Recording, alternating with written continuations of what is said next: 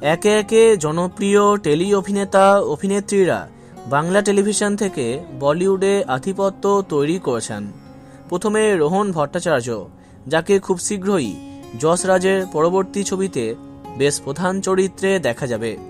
অপরদিকে বাংলা টেলিভিশনকে বিদায় দিয়ে আরও এক জনপ্রিয় নায়িকা এবার নতুন জনপ্রিয় হিন্দি ধারাবাহিকে মুখ্য চরিত্রে কাজ করবেন।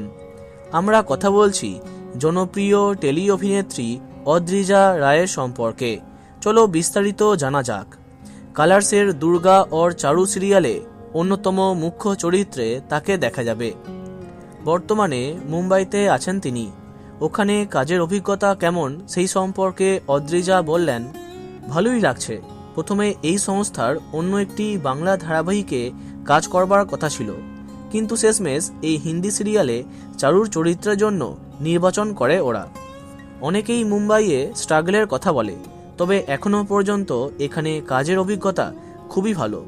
সবে প্রোমো শ্যুট হয়েছে, খুব শীঘ্রই পরবর্তী শুটিং আরম্ভ হবে। তো বন্ধুরা, বাংলা টেলিভিশনে তাকে কে কে মিস করবে কমেন্টে জানাতে পারো। ভিডিওটি লাইক এবং শেয়ার করো। আর এই টাইপের ইন্টারেস্টিং ভিডিওস পেতে সাবস্ক্রাইব করো কারেন্ট বস। ধন্যবাদ।